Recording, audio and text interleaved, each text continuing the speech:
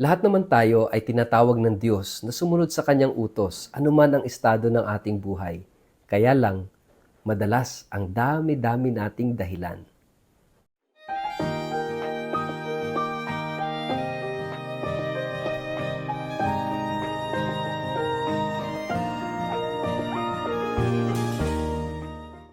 Ang mabuting balita ng Panginoon ayon kay San Mateo. Nang makita ni Jesus ang mga tao sa kanyang paligid, iniutos niya sa mga alagad na maghandang tumawid sa kabilang ibayo. Lumapit sa kanya ang isang tagapagturo ng kautusan at sinabi, "Guro, sasama po ako sa inyo saan man kayo pupunta." Ngunit sumagot si Jesus, "May mga lungga ang mga asong gubat at may mga pugad ang mga ibon. Ngunit wala man lamang matulugan o mapagpahingahan ang anak ng tao." Isa man sa mga alagad ay nagsabi sa kanya, "Panginoon, maaari po bang umuwi muna ako upang ipalibing ko ang aking ama?" Ngunit sinabi sa kanya ni Jesus, "Sumunod ka sa akin at ipaubaya mo sa mga patay ang paglilibing ng kanilang mga patay." Ang mabuting balita ng Panginoon. Word of the day, hear what God has to say. Mapagpalang araw po sa inyong lahat. Kumusta po kayo? Ang atin pong word of the day ay excuses.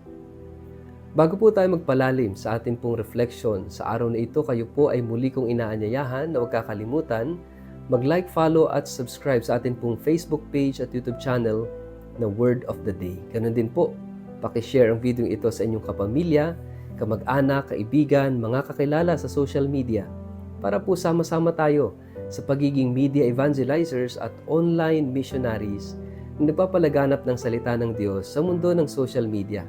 At kung kayo po ay nakikinig ng Word of the Day sa pamamagitan po ng Radyo Maria, mapagpalang pakikinig po sa inyong lahat. Mga kapatid, ngayong araw na ito ay binibigyang diin ng ating Ebanghelyo ang kahalagahan ng pagsunod kay Jesus. Yung radikal na pagsunod. Kapag sinabi nating radikal na pagsunod kay Jesus, yung pagsunod na walang excuses. Tingnan natin yung konteksto ng relasyon ng magulang sa mga anak. Kapag inuutusan ng mga magulang ang anak, may mga pagkakataon na ang anak gumagawa ng kung ano-anong mga excuses, ng kung ano-anong mga dahilan para lamang wag sundin ang kanyang magulang. O dahil siya tinatamad o kung ano pa mang dahilan. Para bang kung ating babalikan yung ating kwento ng pagkabata, makikita natin yung ating sarili na gumagawa ng mga maraming dahilan, mga excuses natin sa ating mga magulang para lang makatakas sa mga gawaing bahay, sa mga responsibilidad. Ganyan tayo madalas kahit sa ating pagtanda. Minsan, dahil ayaw natin ng responsibilidad, ayaw natin ng mga pananagutan sa buhay, ang dami-dami nating mga excuses na ginagawa sa buhay. Kayo ho, ano ba yung mga madalas o mga favorite excuses mo para lamang makatakas sa mga gawain, para lamang makatakas sa mga responsibilidad, para lang makatakas sa utos ng magulang?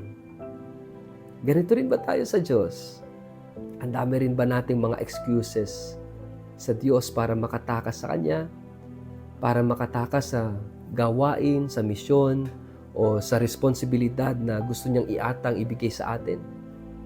Mga kapatid, lahat tayo ay mayroong misyon sa buhay. Lahat tayo ay tinatawag at isinusugo ng Diyos para sa isang napakahalagang misyon. At mahalagang maunawaan at matagpuan natin ang misyon sa buhay. Pero pag ayaw mo ng misyon, dahil ayaw mong mahirapan, ayaw mo ng responsibilidad, hindi tayo makakarating sa maturity as a person. Hindi tayo makakarating sa kaganapan ng buhay.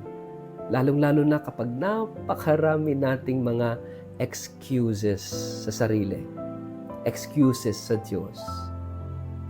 Bibigyan ko kayo ng halimbawa. Kung ng mga excuses. Maliban dito sa sinabi sa ating gospel, Panginoon, ipapalibing ko muna ang aking ama. O kaya naman, Panginoon, magpapaalam muna ako. Ano pa yung mga excuses natin? Panginoon, medyo hindi pa ako ready, marami pa akong weaknesses, marami pa akong kapintasan, tsaka na kapag na-overcome ko na yung aking mga weaknesses. Kapag na-overcome ko na yung aking mga kasalanan, yung aking mga kahinaan, o kaya naman, Lord, kapag stable na ako, o kaya, Lord, kapag okay na yung mga relationships ko. Ang dami-dami nating mga excuses sa buhay. Mga kapatid, tayo ay inaanyayahan ng ating Panginoon na sumunod sa Kanya ng radikal. Ibig sabihin, iset aside natin yung ating mga ifs and buts, yung ating mga excuses, at ipagkatiwala natin lahat sa Kanya. Kasi the fact na tinawag niya tayo, the fact na pinagkatiwalaan tayo ng misyon, ibig sabihin, may nakikita ang Diyos sa atin. Ibig sabihin, kaya natin. Magtiwala tayo sa Kanya. Sa ngalan ng Ama at ng Anak at ng Espiritu Santo. Amen. Ama naming Diyos, tulungan mo kaming lubos na magtiwala sa iyo. Tulungan mo kami na alisin ang mga pagdadahilan sa aming sarili at maging masunurin sa iyong kalooban na magsumikap kaming tupdin ito sa araw-araw ng aming buhay. Amen. Pagpalain po kayo at ingatan ng makapangyarihang Diyos, Ama at Anak at Espiritu Santo. Amen.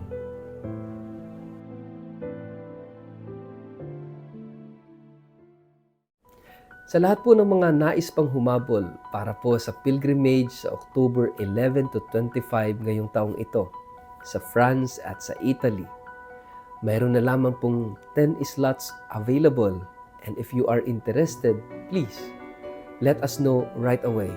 Pakitingnan ang contact details na nakikita nyo sa screen para makapagpa-reserve na kayo. First come, first serve lamang po ito. Kapag napuno na yung 10 natitirang slots, magsasara na po tayo sa ating recruitment. Sana po makasama ko po kayo sa pilgrimage na ito bilang paghahanda natin sa Jubilee of Hope na magaganap sa susunod na taon. Sana po magkita-kita po tayo. Maraming salamat at pagpalain po kayo ng poong may kapal.